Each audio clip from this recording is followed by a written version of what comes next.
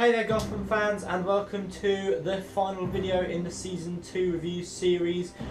Yes, we've reached that point where I'm going to review the whole of Season 2 in full for you, rather than doing an individual episode or half a season, which we did earlier in the week. So yeah, it's my Season 2 review, so this will contain spoilers obviously for Season 2. So if you haven't watched Season 2, or you haven't even started watching Gotham yet, then don't watch this video until after you've caught up with everything and watched Season 2. Those of you who have watched it and are going to watch this video right the way through, I hope you enjoy this episode.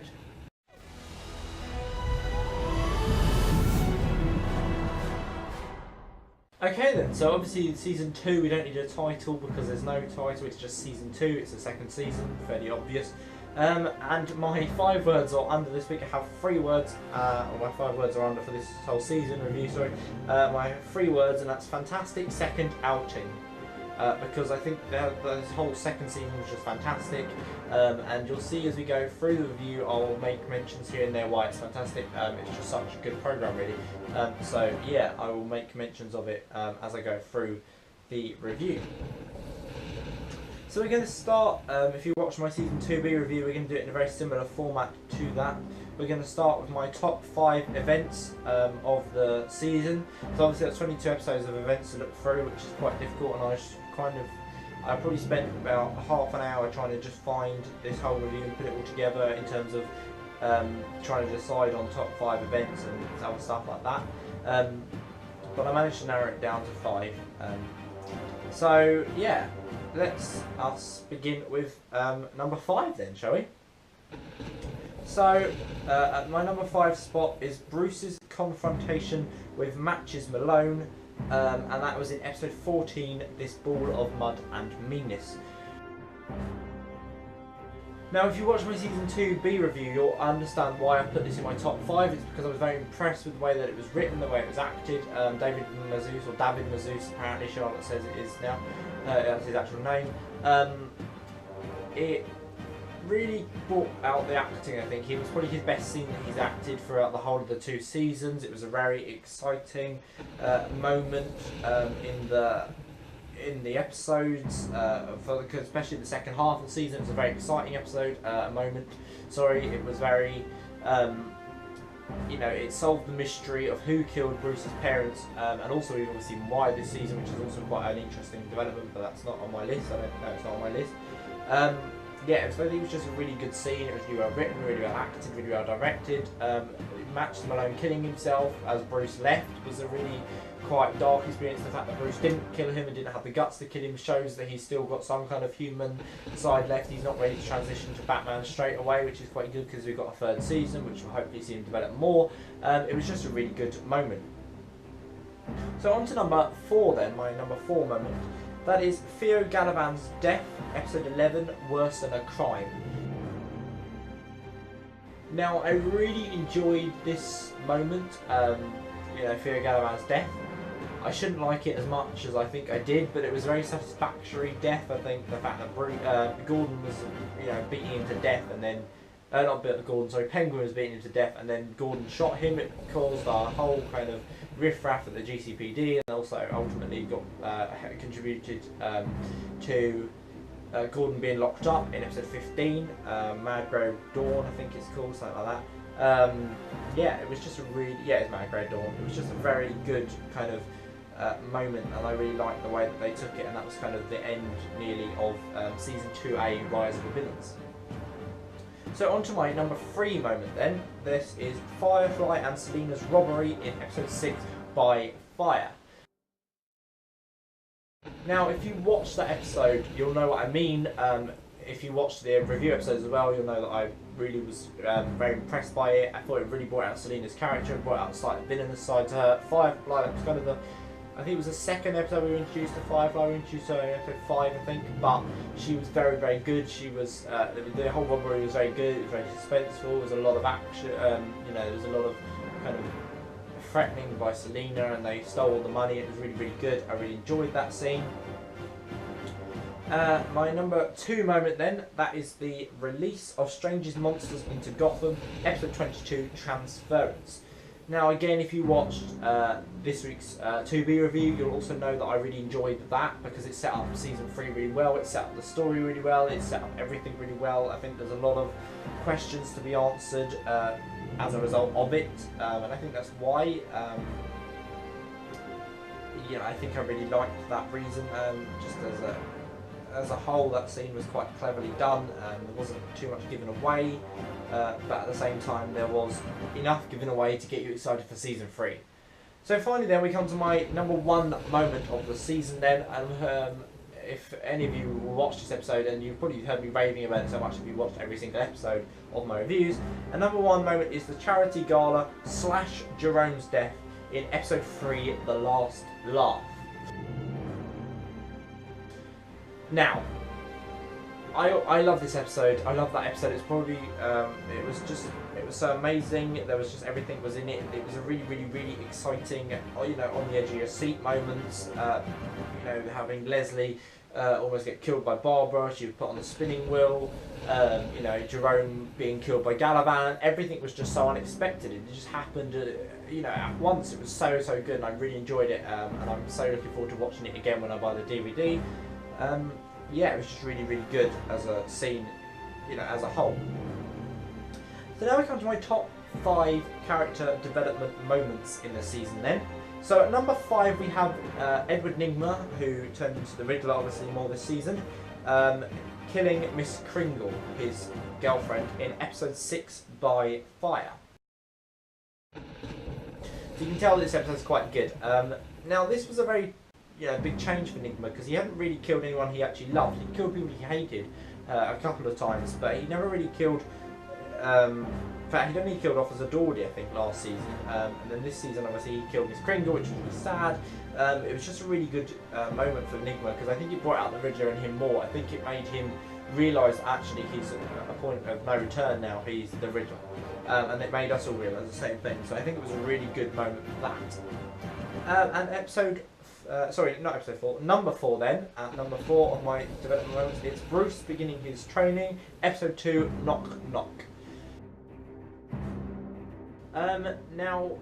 He didn't really start his training then, he just kind of said that he wanted to start his training to Alfred, and it was a really good scene, and it kind of is bringing us towards the Batman kind of idea now, that Bruce is starting his training to become Batman, and it's going to be really good. We didn't really see much of it, to be honest, this season. There wasn't a huge amount of it, but that's because the storyline didn't really call for it. However, hopefully in season 3 we'll see a bit more of this training. But I just thought it was a really good moment to talk about Bruce's kind of journey. It started off on his journey towards becoming Batman. Now, at my number 3 moment then, it's Butch killing Azrael with an RPG, episode 20, Unleashed. Now, if you watched again the other review, you'll know that I really enjoyed this scene. I really thought it was a brilliant scene, and Butch just really came into his own, and it gave him an opportunity to stand up for what he believed in, or rather, because he was with Tabitha, and Galavan stabbed Tabitha. It really upset him, so he decided to get his own back by, killing Azrael, who was Theo Galavan, and it just really brought out his. It just brought out his kind of inner character, really. We haven't really seen much of so far this season. And now, in terms of the whole season, I've got these last 2, which were completely. I changed them round actually for this review than what they were in the 2B review, because I felt they were a bit, actually, thinking about it more, they were a bit different than I originally thought. So my number 2 moment then is Selina becoming Bridget's servant, episode 21, A Legion of Horribles. Now the reason why I put this at number 2 instead of number 1 is because my number 1 in a minute is necessary, and it actually makes it a whole lot better if you put it in context with season 2A.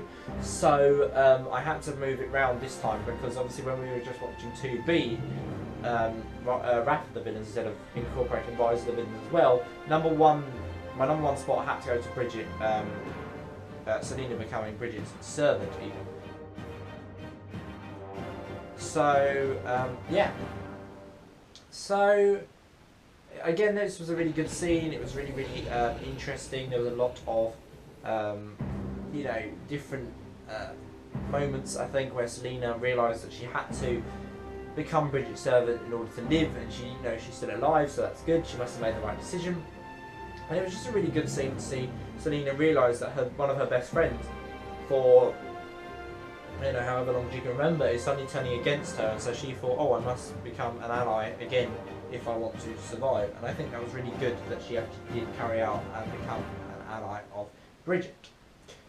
So my number one spot then on this list, on the top 5 character development moments, is Gordon framed for murder and sentenced, episode 15, Mad Grey Dawn. Now, as I said, if you take 2A into consideration, with the death of Theo Galavan contributing to this moment, I think that's why I put it at number 1 this time round, because it's got this more kind of backstory to it, which we didn't have if you just focused on 2B on its own. And it was just kind of Nygma framing Gordon. However, he was also put in prison because of his murder of Theo Galavan back in episode 11, and that I think is why I put it at this top spot, because it really changed his character, and I think it really made him realise that actually he's done all these bad things this season which he needs to make up for. Like killing the mayor. I mean, I know he's a villain, but it was still it hung heavy on his conscience, so I think that's why I put it at that moment, because it's necessary for that to be taken into context. So now we come to my top 3 episodes of the season. In fact, I might do these the other way around. No, I might do the other way around. I'm going to do my worst 3 episodes of the season, so my least favourite episodes of the season, and then I'll do my top 3 episodes. So at number 3 then on my worst 3 episodes, so this is my third least favourite, whatever, and that is episode 12, Mr. Freeze. Now this came back, obviously this was the season 2B premiere, and it was a little bit boring, to be honest. It was such a high energy level in episode 11, and then it came back into episode 12, and it was a little bit, I mean, the Americans had a gap, so maybe it was alright for them, but for us who just watched it, we watched it like a week later, then season 2A, so, we didn't even have that gap, so we didn't have time to get excited about it, so it just sort of arrived, and it wasn't very exciting as compared to last week, so that's why I put it as number 3. Number 2 then on my position, on my worst 3 episodes, is episode 4, Strike Force. Now this one was a little bit boring, to be honest. I don't think much happened, there wasn't really much going on, it just was a little bit of a boring episode, not much happened, and also a lot of the Strike Force was actually destroyed by the end of the first half of the season anyway, so the 4 people that actually joined Jim Gordon's Strike Force were mostly dead by the time that they got to season 2B. And finally, my least favourite episode of the season, which is actually quite a shame, was actually episode 1, so this is number 1 spot, episode 1, Damned If You Do, which was obviously the season opener, the first season kind of premiere, and it was just a bit boring compared to the end of season 1 again. It was just such a set down, and they just kind of skipped all over the place, and it didn't really make sense. They had a new storyline starting up which I hadn't explained. Harvey wasn't working at the GCPD anymore, which again wasn't really explained. Just everything was a bit hit and miss, to be honest. It was a bit patchy. They didn't really explain much, so I was a bit disappointed with that, with the programme actually at the start of season 2, and I was thinking, what happens if I don't like the season? I'm going to be really pissed off because I really enjoyed season 1. So now we come to my top 3 episodes then. So my third place in the top 3 episodes is episode 22, Transference, which obviously was the season finale. I really enjoyed this episode. It set up the storyline for season 3 really well. It was just it was much smoother, much cleaner than last year's season finale, which is why it's on my top 3. Everything about it was just fantastic, and I really enjoyed it. Now on my number 2 spot then is episode 11, Worse Than a Crime. Again, that's because it was the mid-season finale. It was really interesting, it was exciting, there was a lot going on. Galavan died, Tabitha betrayed him, Silver, that was the last appearance of Silver St. Cloud as well this season, who we haven't seen in a while. We haven't seen the whole of season 2B. Everything just happened. It was a really, really good episode. There was lots of action, lots of kind of suspense, lots of drama, lots of mystery. Everything was brilliant. It was a fantastic episode. I really enjoyed it. And then we come to my top episode then. So my number 1 episode this season, my favourite episode of all, I think you can probably guess what it is. It's episode 3, The Last Laugh. Because again, it's the answer to that comedy gala, charity gala, sorry. It was a fantastic scene. It was just my favourite episode of the whole season. It got me really excited for episode 4, which then disappointed me. But it was just, everything was so good. It kind of mixed together, and everything created just such a fantastic brilliant piece of television. It was just, everything was fantastic. The writing, the directing, the acting, everything was just amazing. It was the last appearance of Drone, which was really sad because I love him, and I'm hoping he's going to come back for season 3. Mr. Doctor Strange has resurrected him, which I hope he has. Yeah, it was just a fantastic episode in general.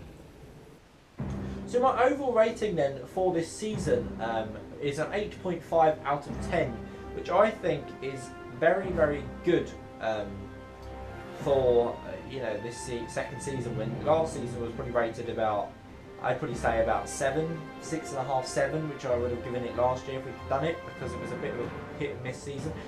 However, this season has improved a lot, and I'm really looking forward to season 3, and I'll be doing another review series for season 3, and I'm just hoping it's going to get even better than it already has, and we can maybe give it a 9, or maybe even a 9.5, or even a 10, but I doubt that, because even Game of Thrones is not achieving a 10 this season, even though it was the best season in my opinion.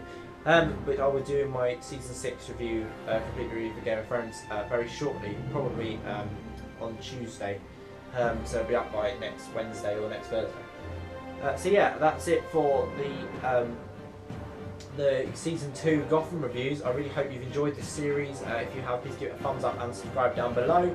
And also, I look forward to season 3 arriving on our screens. It airs in September in America, so whether we'll get it in September and then have a season break like they do, or whether we'll get it in January like we did this year, so we can watch it all the way through. I hope we do it actually that way, because it's a much better way of just kind of getting them all, because otherwise I feel like I get disappointed otherwise if I've got to wait 6 weeks or like a couple of months before I get the other half of the season. So I really want to just get on with it and watch it all the way through. So yeah, I hope you have enjoyed the series, guys, and I will see you all again very shortly. See you later, bye!